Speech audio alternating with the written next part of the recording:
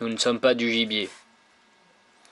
Le mot nanotechnologie concentre un amalgame de procédés de miniaturisation et de techniques d'assemblage atome par atome, tout comme le terme nanoscience est un mixte de savoir qui suit les principes de la physique classique et de la physique quantique. Ce qui représente un intérêt, ce sont les procédés de miniaturisation de plus en plus performants et l'exploitation de propriétés de la matière au niveau du nanomètre, qui n'ont pas d'équivalent à une autre échelle, les effets quantiques. Sous forme de graphite, la mine de crayon, le carbone est tendre et malléable. À l'échelle nanométrique, il est plus solide que l'acier et 6 fois plus léger. Des substances ordinaires peuvent démontrer de nouvelles propriétés. Solidité extraordinaire, changement de couleur, réactivité chimique ou conductivité électrique accrue, tout à fait absente à une échelle plus grande. Ces recherches, et déjà ces productions, même si elles semblent avoir principalement lieu à l'échelle de l'atome, servent à mettre au point ou à améliorer les objets les plus communs. On les retrouve dans les produits cosmétiques, les crèmes, des verres auto-nettoyants, des pneumatiques, des raquettes de tennis, des cadres de vélo, l'alimentation ou encore les pesticides. C'est une technique générique. Elle n'agit pas sur un domaine en particulier ou une technique spécifique, mais potentialise toutes les autres, en augmentant et changeant leur puissance et leur pouvoir, en leur donnant un potentiel nouveau. De ces techniques, on attend tout. Éliminer les soucis et les insatisfactions, maintenir l'enthousiasme, guérir toutes les maladies, rendre la vue aux aveugles, l'audition aux sourds, faire marcher les tétraplégiques, faire de l'ingénierie de la peau pour les brûler, régler les problèmes de la faim dans le monde, être plus intelligent, plus beau, plus fort, ne pas mourir ni vieillir, ne plus travailler. Les motivations qui se trouvent au cœur des ambitions humaines sont anciennes. La nouveauté, ce sont les moyens, les nouvelles techniques et les puissances qui sont enrôlées et envisagées à cette fin. Toutes les techniques sont bivalentes. Elles permettent du bon et du mauvais. Elles ne sont pas neutres, permettant du bon ou du mauvais. Chaque technique ouvre un monde. Ce n'est pas l'un ou l'autre, mais l'un et l'autre. Un couteau peut couper du papier et blesser en profondeur. Innover le navire, c'était déjà innover le naufrage. Inventer la machine à vapeur, la locomotive, c'était encore inventer le déraillement, la catastrophe ferroviaire. De même, l'aviation naissante, les aéroplanes innovant l'écrasement au sol, la catastrophe aérienne. Sans parler de l'automobile et du carambolage à grande vitesse, de l'électricité et de l'électrocution, ni surtout de ces risques technologiques majeurs résultant du développement des industries chimiques ou du nucléaire, chaque période de l'évolution technique apportant avec son lot d'instruments, de machines, l'apparition d'accidents spécifiques, révélateurs en négatif de l'essor de la pensée scientifique. Les techniques de l'ingénierie atomique permettent d'ores et déjà des produits auxquels nous sommes exposés, alors que les conséquences écologiques et sanitaires de ces nouvelles techniques sont en cours d'évaluation dans les laboratoires.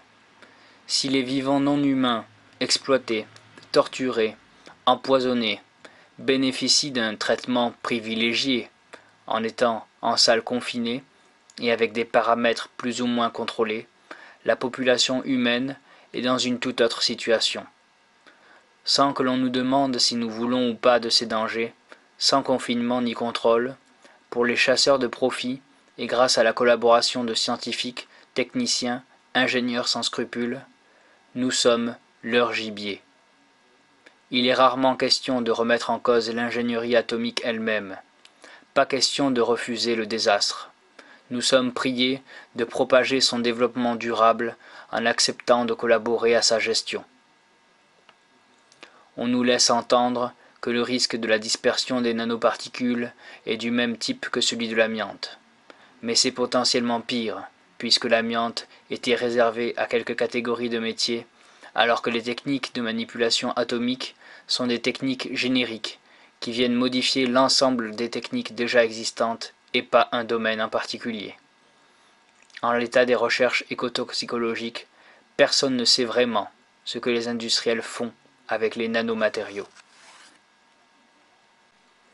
Ces techniques de production et ces applications doivent être arrêtées. Pour cela, un large panel d'actions est possible. Moratoire public, manifestations, révoltes, critiques internes des scientifiques ou démissions, et même bris de lieux de production et de distribution. Les chercheurs dans le domaine sont dans une position ambiguë. Pour obtenir des budgets dans le cadre du capitalisme, ils se voient contraints d'inventer des applications, de faire de la science-fiction.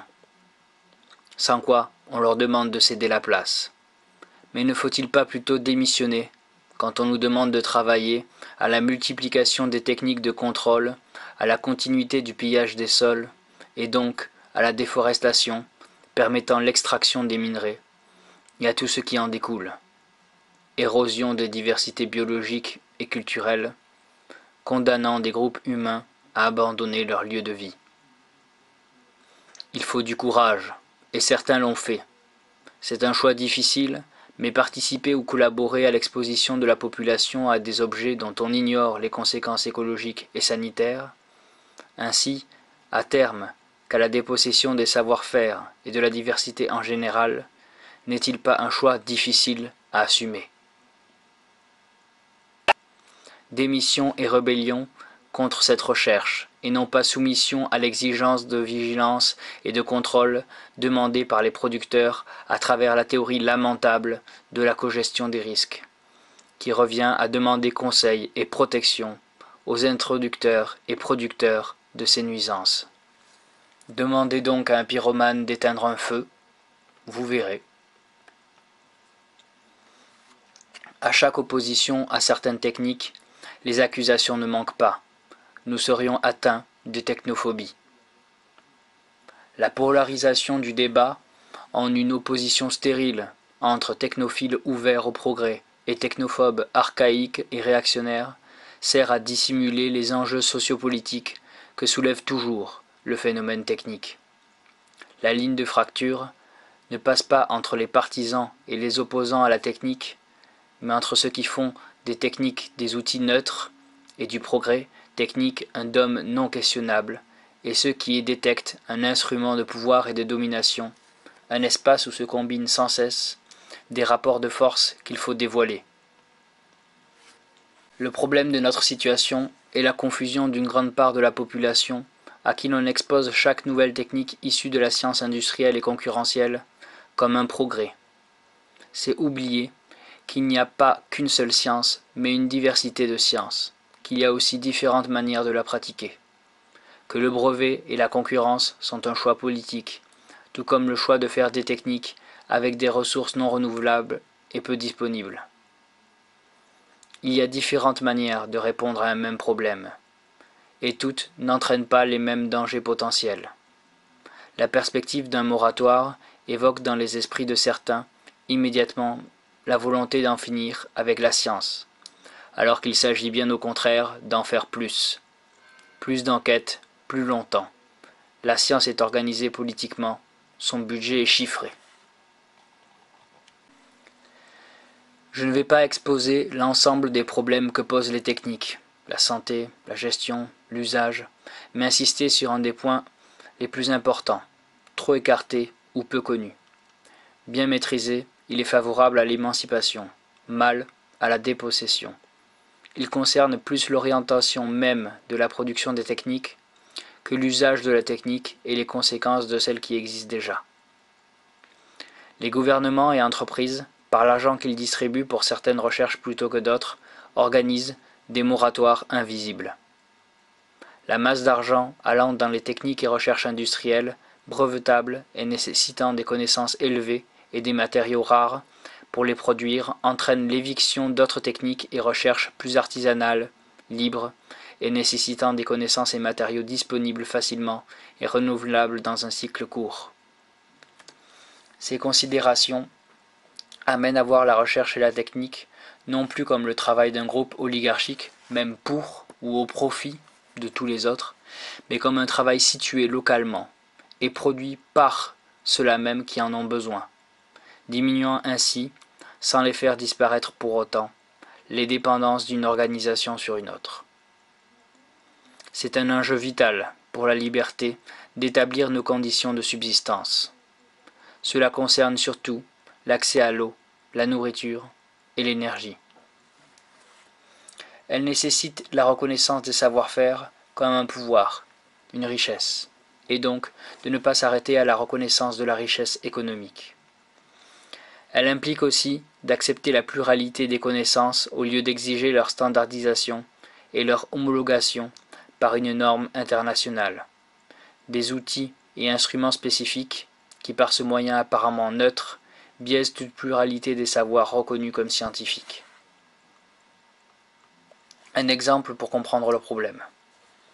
L'accès à l'eau peut se faire par des canalisations en fer ou plastique, mais une fois que ces canalisations tombent en panne, ceux qui en bénéficiaient deviennent dépendants de ceux qui peuvent les produire. Le problème est du même genre pour une énergie qui serait produite par des panneaux solaires ou des éoliennes industrielles. Un exemple pour comprendre le sens de ma proposition. Au lieu de favoriser les recherches en nanotechnologie pour produire des panneaux solaires plus performants ou des murs intelligents qui laissent passer la température adéquate programmée, on favorise plutôt les recherches employant des matériaux plus accessibles, reproductibles, disponibles localement, comme les bottes de paille pour l'isolation. La mise en commun des ressources et la frugalité n'est pas un choix de recherche technique, mais un choix politique. La technique ne peut au mieux que répercuter, puis amplifier cette ambition. Le progrès, tel qu'il est défini par notre société, nous hante, et c'est ce qui fait qualifier parfois ces techniques ou recherches de retour en arrière vis-à-vis de la direction qu'il impose. Il n'en est rien, et ma proposition va justement dans une autre direction. J'insiste toutefois pour faire remarquer 4 choses. Ces choix politiques et culturels de mode de vie sont nécessaires. L'ensemble des moyens énergétiques cohérents avec les ambitions émancipatrices ne sera jamais suffisant pour permettre à chaque individu d'avoir un téléviseur, un frigidaire et une machine à laver. C'est parce qu'il me semble que nous sommes pour de meilleurs divertissements, moyens de conversation et entretien de nos objets. La force des techniques qui font système actuellement perdurera un temps certain, qui pourra faire paraître nos techniques pour des anecdotes, voire les fera apparaître inutilisables dans certains cas. Étant donné qu'une des forces du capitalisme est de transformer tout ce qui est disponible en marchandises, tant que ce dernier sera actif et fort, même nos recherches et techniques seront certainement à des degrés plus ou moins importants des marchandises. Pour moi, le problème essentiel de la technique, j'espère l'avoir fait remarquer, n'est pas un problème écologique, qui pourra être certainement réglé par tel ou tel expert, mais un problème de dépossession de nos accès au vital est nécessaire par l'élimination des savoir-faire et techniques d'émancipation, de manière plus ou moins discrète. Toutefois, et dans de nombreux cas, avant de rechercher une réponse technique à un problème, il est possible de s'attaquer à sa cause, bien souvent par la politique. Les moratoires sont insuffisants. Ce monde, tel qu'il ne va pas, c'est aujourd'hui qu'il faut le faire fuir. Nous avons mieux à faire et à vivre. Inutile de croire que l'expertise ou le gouvernement va nous sauver.